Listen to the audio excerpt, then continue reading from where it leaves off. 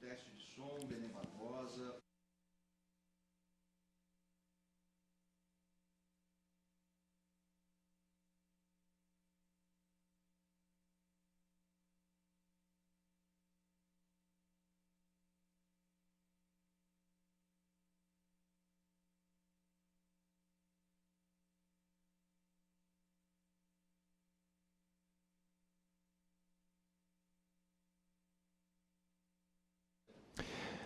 Olá, internauta, seja muito bem-vindo sempre à Jovem Pan, mais uma edição de Dois Lados da Moeda.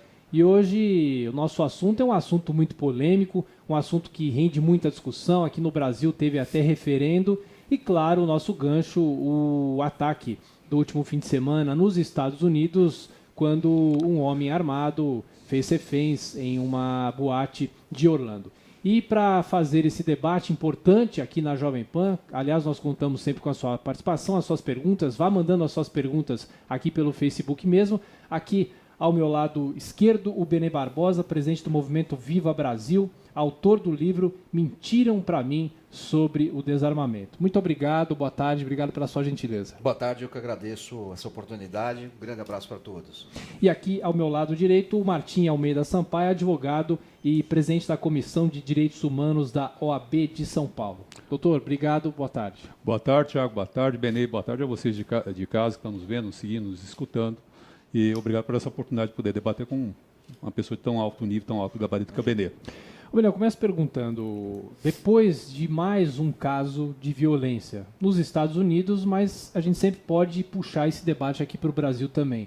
Eu começo perguntando, sempre que acontece um caso como esse, volta a se debater, deve proibir arma, não deve proibir, tem também a questão de fronteiras, que as armas entram de forma ilegal, às vezes a gente tem crimes aqui em São Paulo que o sujeito está com um fuzil do exército, aquela coisa toda. Esse debate não tem fim? Parece que não, né? Parece que não, e o grande problema, muitas vezes, é que ele fica com foco completamente errado, né? O que é muito comum, né? Então, por exemplo, nessa questão da boate de Orlando, esse terrorista, né? Não é um caso de violência, nem é um terrorista, né? Ele utilizou uma arma de fogo para esse ataque. Então a culpa é da arma de fogo que foi utilizada, né? Então eu costumo brincar, se fosse um carro-bomba, então vamos falar em restringir a utilização de carro. Então, o que a gente realmente precisa é aprofundar, né, nos motivos reais desses casos acontecerem, né, e não no fato de um objeto ou outro objeto ter sido usado para esse fim. Doutor. Olha, eu acho que esse caso aí é mais um paradigma que nós temos. A gente enxerga nisso, a comunidade de direitos humanos enxerga nisso o seguinte, de fato ele é um terrorista, não há dúvida quanto a isso, Benício está correto, tem sido classificado pelo governo norte-americano como um terrorista interno, um ato de terrorismo interno, isso aí vai ser investigado pelas agências de segurança, mas certamente este ou outros eventos poderiam ser evitados ou minimizados se não houvesse uma circulação tão grande de armas pelo mundo. Evidentemente que esse caso, esse que nós estamos falando, aquela pessoa tomou uma motivação ideológica. Ele o faria com ou sem armas restringido. Mas aí a gente tem que olhar um pouco mais o grande público e ver o seguinte, será que equiparar, e depois a gente vai, evidentemente vai entrar nisso, as taxas onde há mais circulação de armas, se há queda de homicídio, enfim, os estados americanos onde há mais queda, ou mesmo aqui após o Estatuto de Desarmamento, se houve ou não mais quedas de homicídio, com a circulação ou não de armas, também o direito à vida e outras coisas. Mas eu concordo, a início a gente está de acordo, aí o Benê, por enquanto estamos concordando. Não, ótimo. Eu vou colocar já uma primeira questão de um ouvinte aqui, o Márcio Antônio Souza. No Brasil são 60 mil homicídios por arma de fogo por ano. Isso dá uma média de 3 assassinatos igual a esse de Orlando por dia. Por que vocês da imprensa não falam nada sobre isso? Já está provado que o desarmamento e dificultar o acesso a armas de fogo só tende a piorar os homicídios por arma de fogo. Então já começo a perguntando, proibir ou não proibir? Claro que pela sua postura, você tem uma posição de liberar as armas, é isso, Benê? Eu não vou dizer de liberar as armas, porque muitas vezes quando é dito assim, fica parecendo que a gente prega aí que vai distribuir armamento ou todo mundo vai andar armado, e não é absolutamente nem próximo disso, né? O que a gente tem, e que o internauta aí perguntou, faz muito sentido, só uma correção, né? Não são 60 mil homicídios com armas de fogo, são 60 mil homicídios de uma forma geral, né? 70% deles com a utilização de armas de fogo no Brasil. Né? Um número que é absolutamente assustador, né? Completamente inaceitável, né? E que a gente percebe, a gente vê muito claramente que desde a introdução, desde a aprovação do Estatuto do Desarmamento no Brasil em 2003, né, a gente não teve melhora nenhuma com isso. Né? O estatuto que chegou com a proposta de melhorar a fiscalização, melhorar o controle, né, e reduzir a criminalidade violenta, não passou nem perto disso. Né? Ele é muito eficaz se você, hoje ou amanhã, resolver que você quer ter uma arma, você precisa de uma arma na sua casa, você vai encontrar uma dificuldade enorme, muitas vezes impossível de suplantar, principalmente para aquelas pessoas que são mais pobres e que estão fora dos grandes centros urbanos, o que é pior ainda, o que é mais grave ainda. Então, o Estatuto do Desarmamento para o Brasil não trouxe qualquer tipo de benefício. Doutor. Olha, eu concordo parcialmente. Eu acho que a gente tem que analisar a coisa um pouco diferente. Em primeiro lugar, é o seguinte, a gente tem que analisar, sob o ponto de vista das causas estruturantes da violência, quais são elas. Se a gente chegar e fizer essa análise, a gente vai descobrir o seguinte, que no Brasil há uma grande concentração de renda. Até mesmo um insuspeito, Marc Piquet, que é um pensador francês, economista francês, ele fala: o Brasil, pelos dados oficiais que começaram a ser liberados a partir de 2014, o Brasil é o país que mais concentra renda no mundo. A concentração de renda tem um efeito colateral, que é a criação de pessoas, de bolsões de pessoas, e muitas delas, que nunca chegarão ao mercado formal de trabalho. Ora, eles nunca vão ter emprego, não terão educação e acabam sendo excluídos da sociedade. Esse é um caminho para a marginalidade. Isso que se caminha para a marginalidade. O que a gente tem que combater, a causa estruturante dessa violência, é a renda. A gente tem que atacar a questão da renda. Outra coisa completamente distinta e diferente diz respeito ao armamento. O armamento, eu acho, sim, tem que ser reduzido. O fato, o Estatuto de Desarmamento não vai reduzir a criminalidade. Isso não existe como fazer se simplesmente restringir as armas. Você vai restringir e vai combater a criminalidade reduzindo a questão da concentração de renda e dando escola para as crianças, por exemplo, entre outras medidas, saúde, escola, educação, aqueles direitos básicos e fundamentais que constam da Constituição Federal. Eu acho que você tirar de circulação as armas para pessoas como eu, que não sei atirar, não tenho nem a menor ideia de tirar e não vou saber me defender, eu compro uma arma e não vou saber fazer, ela vai ser tomada pelo bandido, vai cair em circulação na mão dos bandidos. Então é isso que eu acho que o Estatuto do Desarmamento se propôs, entre outras coisas, e eu acho que mais ou menos acabou cumprindo. Mas combater a criminalidade, nunca ele vai combater, não é essa forma de combater a criminalidade, nem redução de índices.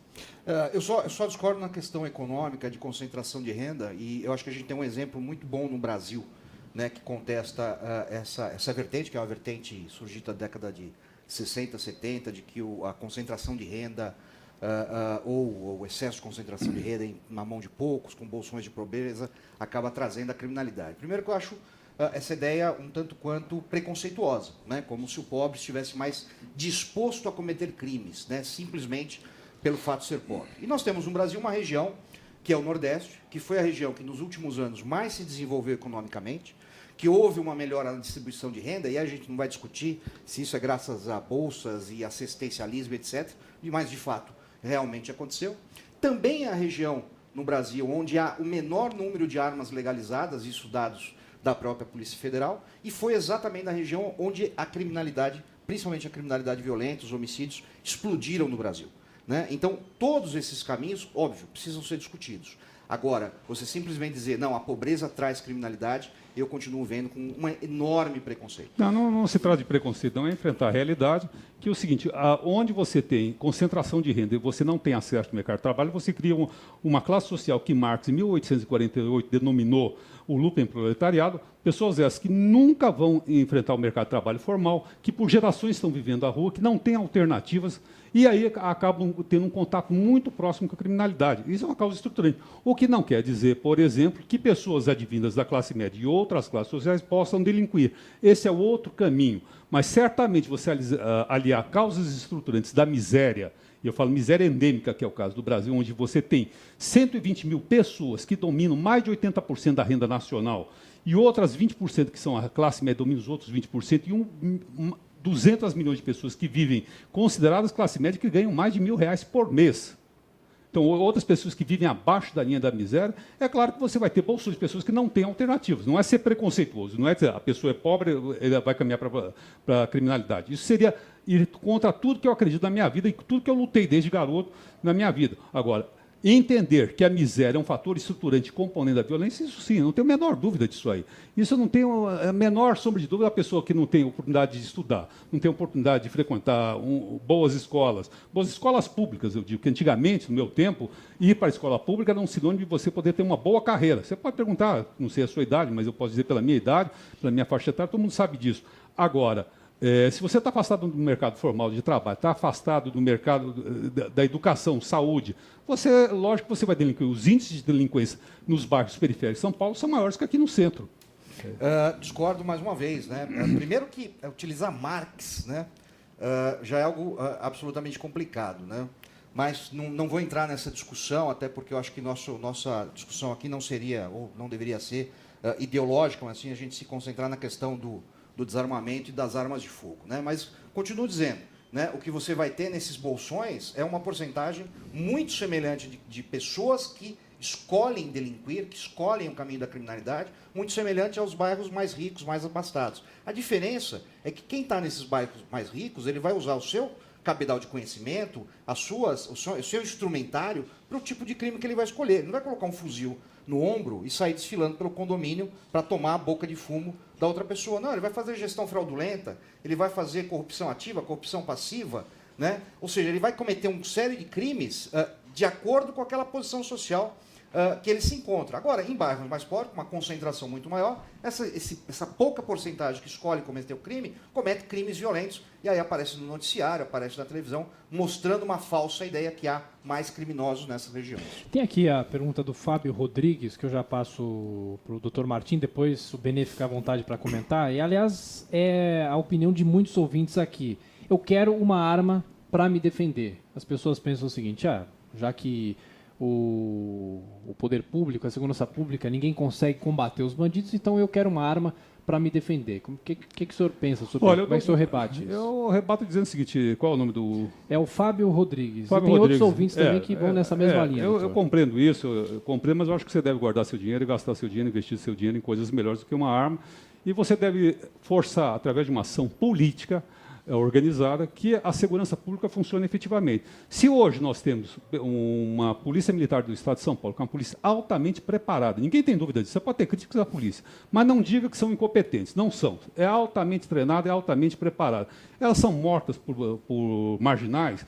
Se essas pessoas que são profissionais vivem o confronto, atiram todo dia, são treinados e vivem, e muitas vezes, se você digitar agora a parada no Google, policiais mortos quando não estão em serviço, vai aparecer milhares de referências, ou seja, pessoas preparadas que reajam a um assalto, que sabem usar arma. Agora, que treinam isso, que são preparados, que têm a frieza, mais do que preparação, têm a frieza suficiente para saber o momento certo.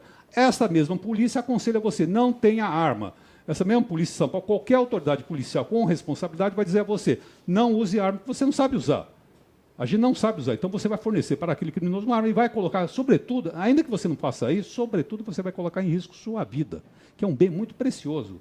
Então, em qualquer polícia do mundo, a primeira orientação em qualquer manual é não reaja a assalto, não faça isso. Agora, quanto à sensação de insegurança, eu concordo com todas essas pessoas. Nós todos temos. Eu tenho a sensação de insegurança. Eu acho que a gente tem que exigir do poder público medidas para combater a violência, medidas para melhorar o policiamento, enfim, para aplicar melhor nossos impostos. Nossos impostos são mal aplicados, a administração pública aplica muito mal, os tributos são recolhidos, e acaba, através da corrupção, do desperdício, enfim, das inúmeras variantes que compõem a administração pública. Mas o fato é que a gente tem que ter uma ação política no sentido de exigir dos administradores da coisa pública uma probidade e eficiência para melhorar.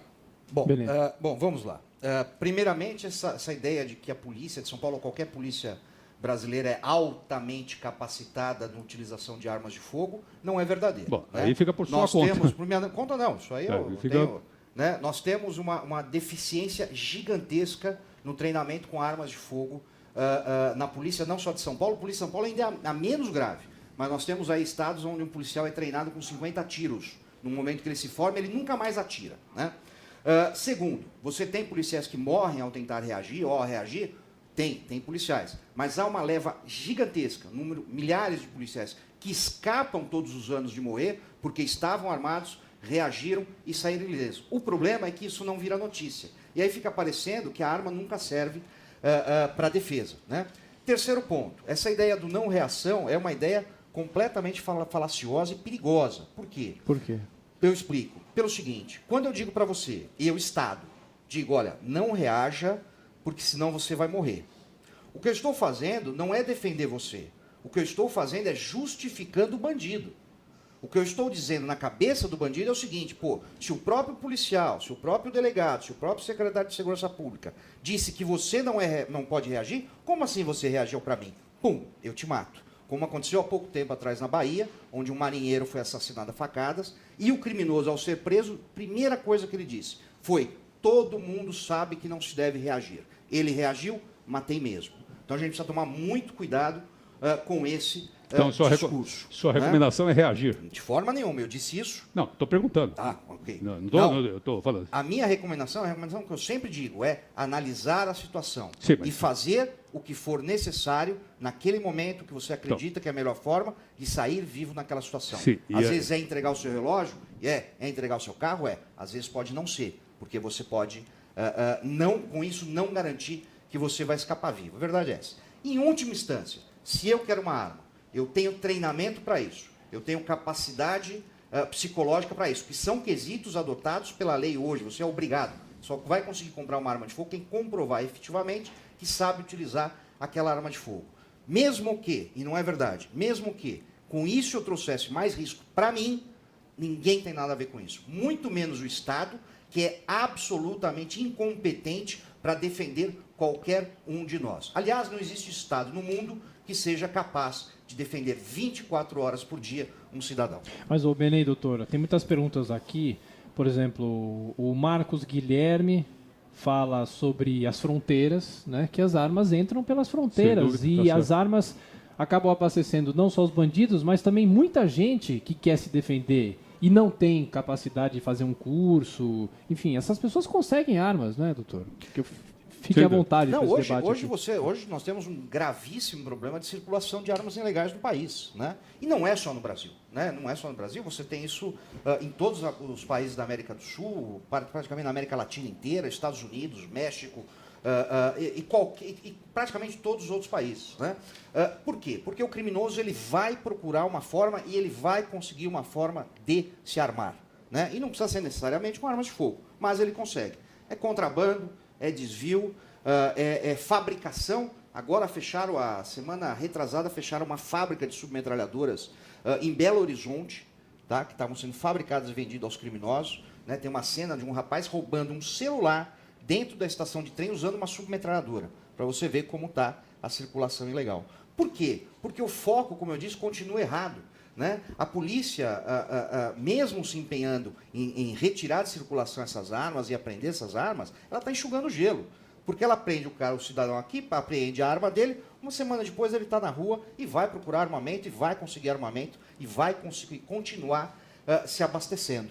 Né? Então, no mínimo é injusto, né, que o cidadão não tenha garantido esse direito, que inclusive está na lei, de ter uma arma dentro com capacidade psicológica, como eu disse, com treinamento para a sua defesa. Doutor.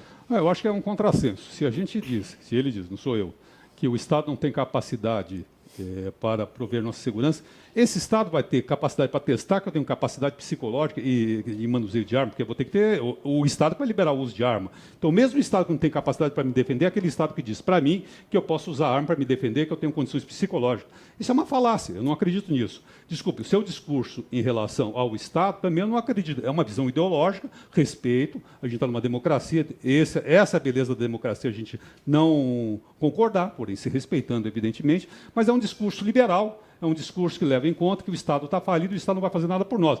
Muito popular esse discurso nos Estados Unidos, em alguns rincões dos Estados Unidos, mas eu ainda acredito que o Estado, embora esteja falido, ele é pago por nós, contribuintes, nós temos que ter uma consciência de contribuinte e obrigar que o Estado cumpra a sua obrigação, e assim tem sido. A Noruega, a Escandinávia é um exemplo, a França é um exemplo, a Inglaterra é um exemplo. Tem problemas de criminalidade? Evidentemente que tem, ninguém aqui é poliano ou sonhador. Mas o fato é que nós pagamos nossos tributos, recolhemos uma alta carga tributária. Eu, você, Benê, todos nós. Nós temos que obrigar o Estado a gerir essa coisa comum. Agora, eu acho que o Estado, sim, está na Constituição Federal, no artigo 5º, que é dever do Estado, a segurança e e zelar pela nossa vida. O direito básico, o direito fundamental, a dignidade humana, a vida.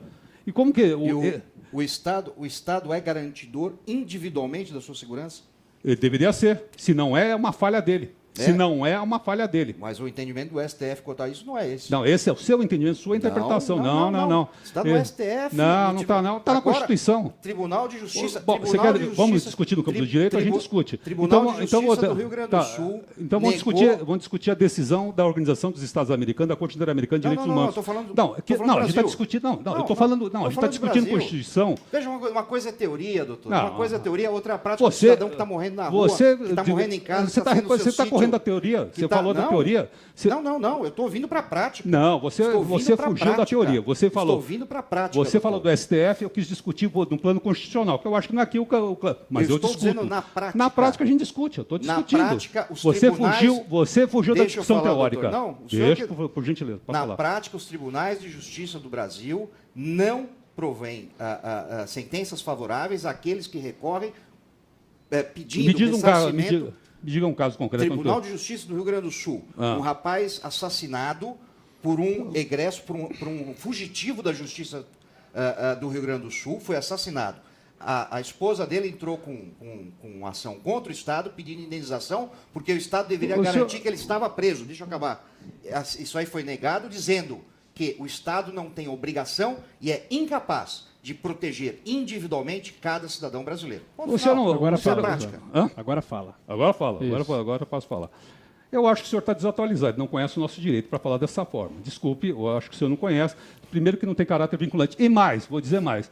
Há uma jurisprudência muito mais recente, eu acho que ele vai ficar meio enfadonho em falar isso. O Tribunal de Justiça de São Paulo condenou o Estado brasileiro a indenizar uma família que um preso se suicidou dentro da penitenciária. Porque é responsabilidade do Estado. É um preso. Não uma vítima. Mas preso. Meu senhor, agora estou eu falando. Porque ele não é um ser humano? Ele não é um ser humano? Para o senhor, um preso não é um ser humano? Não é um ser humano? Então, eu acho que a gente não tem que discutir. Então, a gente tem que falar o seguinte, a pessoa é presa no Brasil, segundo o Benê, e ela perde a condição de... Seu Rio, até Rio, da pessoa que está presa, está rindo ainda. O senhor está rindo. Não, estou rindo do senhor, não estou rindo da pessoa presa. Eu estou gozado, eu não consigo rir do senhor porque eu tenho piedade intelectual de uma pessoa que faz uma afirmação dessa. Eu tenho piedade intelectual sua que não considera um ser humano preso... Não consegue considerar um ser humano uma pessoa presa. Eu não disse isso. Não, diz riu, debochou aí, está rindo. Esperando o senhor acabar de concluir. Não deixa, depois do Benê fala. Vamos lá, não deixa concluir, fica aí com riso, com bobagem, vamos lá, coisa de criança. Conclua, depois o Benê fala. O que eu quero dizer é o seguinte, existe uma longa tradição no mundo de apoio às pessoas presas, inclusive, que o Estado é garantidor da vida de todo ser humano, todo cidadão. Tanto ele é responsável que assim está na Constituição Federal. E a Constituição Federal, o Brasil não é um país que acontece isoladamente no panorama internacional. Ele acontece dentro de uma sociedade internacional, tem compromissos internacionais firmados. E os compromissos firmados pelo Brasil na sociedade internacional apontam no sentido da paz social, apontam no sentido do Estado garantir as liberdades individuais e a vida entre elas e a dignidade humana. É isso, resumidamente. Bom, vamos lá, exatamente, por garantir a integridade da vida humana, e a vida do cidadão e até do bandido também, eu não disse isso, como o senhor tentou dizer, é que eu defendo a ideia de que todo cidadão com preparo, né, tem que ter o direito, tem que ter a liberdade, mais do que isso, de ter uma arma de fogo para sua defesa, e o Estado não pode negar esse direito, né? Porque a verdade é o seguinte, quando um criminoso meteu o pé na porta da sua casa, não adianta você chegar para ele e falar, olha, de acordo com a Constituição, o Estado tem que me proteger, porque ele não vai te proteger. Ponto final. A verdade é essa. Infelizmente é essa. O mal está lá fora. Há pessoas ruins, há pessoas cruéis, prontas para fazer o que quiser com a sua família. Então, aquele cidadão que se acha preparado, que se acha com o direito, com a liberdade de defender sua família, tem que ter esse direito respeitado. É só isso que nós estamos lutando. Curioso, esse discurso nos Estados Unidos é o discurso típico do Partido Republicano. É um discurso considerado de direita, não há problema, a gente está numa democracia, não estou rotulando ninguém aqui. Isso é um problema de consciência individual. E os Estados Unidos, que prega isso, e vários estados norte-americanos pregam isso, sequer reduziram a taxa criminal. Pelo contrário. Qual estado? Os Estados Unidos hoje têm a maior população carcerária do mundo. Não, estamos falando de criminalidade. Não, o senhor disse, estados não reduziram. Qual estado? Estado Texas, por exemplo. Não reduziu? Não reduziu. Não, ele saiu da década de... Não ele reduziu. saiu, vou dizer dados. Ele saiu da década de 80 de 12 homicídios por 100 mil habitantes.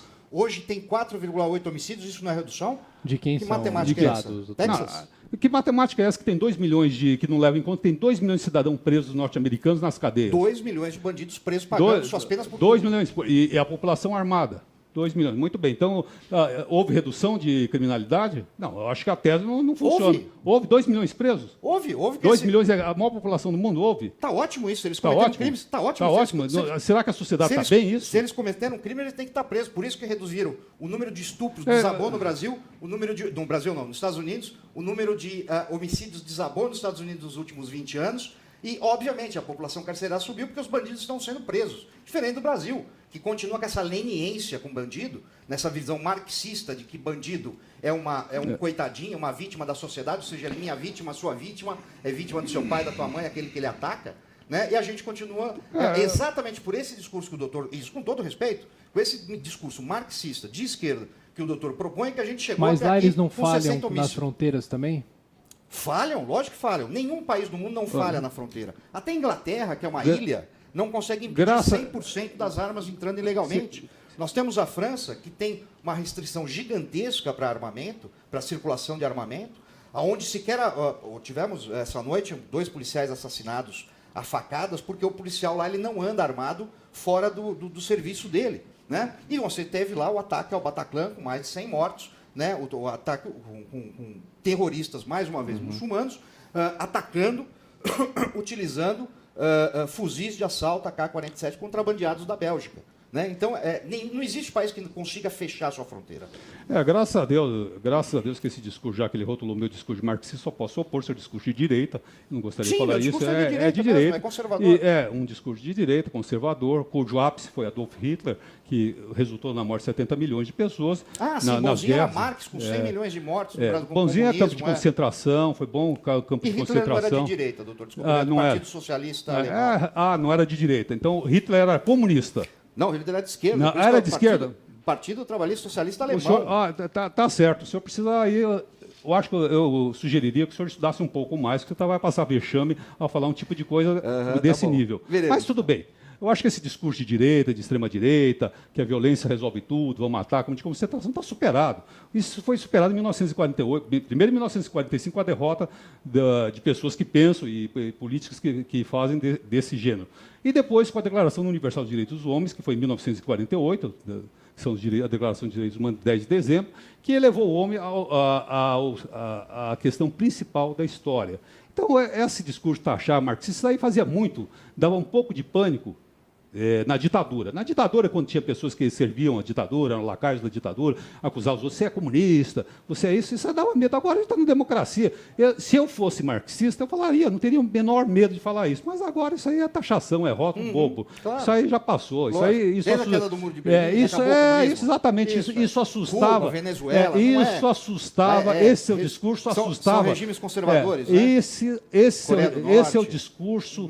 Esse é o discurso assustava quando os gorilas, a ditadura estava aí. Aí fazia um sucesso. Criança, Não, eu militava naquela época, eu não era criança, eu tenho 57 anos, eu conheço bem. Eu conheço fascista de longe, bateu o olho, eu conheço. É impressionante. Você me chamou de fascista, doutor? Não, eu estou dizendo que eu conheço. O senhor me chamou de comunista, ué? Qual é o problema de chamar? Eu falei marxista. Não, que marxista? E como é que o senhor chamaria uma pessoa de extrema-direita? O senhor não sabe disso? Eu sei muito bem. A extrema-direita é fascista? É um dos fascistas. Então, nazista, você prefere nazista? É mesmo? É. O senhor está me acusando de nazista? Não, eu estou falando, você falou eu falei, eu dei opções. Se você O senhor está dizendo que eu sou fascista no ar, é isso? O senhor me falou nazista? que eu sou comunista? Não, o senhor está dizendo? Não, estou falando que existem ideologias de extrema-direita. Então tá bom. Tá bom? Então tá bom. Senhores, vamos nos ater à questão das armas, que é o foco do nosso debate. O Paulo Gonçalves diz o seguinte: no mapa da criminalidade brasileira, qual a porcentagem de assassinatos feitos com armas registradas? E qual a porcentagem de assassinatos feitos com armas ilegais? Claro que esse número, não sei, talvez o Benê tenha mais de cabeça do que a gente, mas qual é a comparação que é possível se fazer com isso? A gente já está entrando na reta final do nosso debate aqui, Benê. Infelizmente, não há a coleta de dados da segurança pública brasileira é muito ruim, né? Ela é muito dispersa.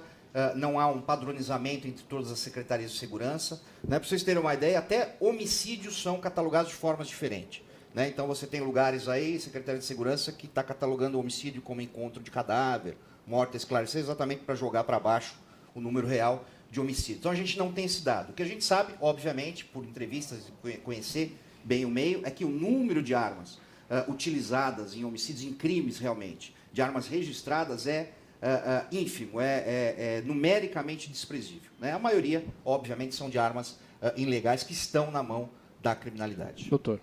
Eu não tenho esse dado, mas eu acho que eu tendo a concordar com o Benê, que faz bastante sentido o que ele diz. Eu acho que as armas legais são poucas e as armas ilegais são maiores em circulação, não tenho nada a opor. Doutor, 1 minuto para suas considerações finais. Vamos Tá lá? bom, vamos lá. Por favor. Obrigado já pela gentileza, por estar aqui e obrigado pelo debate. Eu agradeço ao Benê, desculpe se a gente se radicalizou um pouco, faz parte. Se inflama um pouco aí, mas não é isso, não tome nenhuma observação minha como desconsideração. Agradeço a você, Tiago, Obrigado. esse espaço. Eu acho que é importante fazer essa reflexão e essa contribuição para o avanço da sociedade. Esse é um debate atual e deve ser mantido à luz do que foi esses incidentes que acabaram de ocorrer na Flórida, Estados Unidos. Obrigado. Ok, obrigado. Bom, eu agradeço a oportunidade, acho que é muito importante esse tipo de debate. É um debate complexo, com série de fatores, com muitos mitos que foram criados em cima disso durante todos esses anos. Inclusive, foi o que levou a mim e ao Flávio Quintela, né, escrever o livro, Fique à vontade. Né, que é o Mentiram para mim sobre o desarmamento, que traz aí as 9 principais mitos que foram criados sobre a questão. Um livro bastante interessante, com uma linguagem bem simples, exatamente para que as pessoas entendam que muitas vezes elas são enganadas, né? E por isso acabam acreditando que o desarmamento é bom para a sociedade. Né? Para encerrar, gostaria de lembrar quem criou o primeiro Estatuto de Desarmamento do mundo, né? Com o catálogo sistemático dos seus proprietários, foi Adolf Hitler. E por isso mesmo eu estou muito longe do nazismo ou do fascismo, porque eu não gosto de Estado se metendo na minha vida. Eu sou responsável por ela mesma. Benê Barbosa, presidente do movimento Viva Brasil, autor desse livro que ele mostrou aqui, o livro Mentiram para mim sobre o desarmamento, e aqui ao meu lado direito, o Dr. Martim Almeida Sampaio, advogado e presidente da Comissão de Direitos Humanos da OAB de São Paulo. A todos que nos acompanharam, muito obrigado pela sua audiência e continue sempre aqui na Jovem Pan. Esta foi mais uma edição de Dois Lados da Moeda. Até a próxima.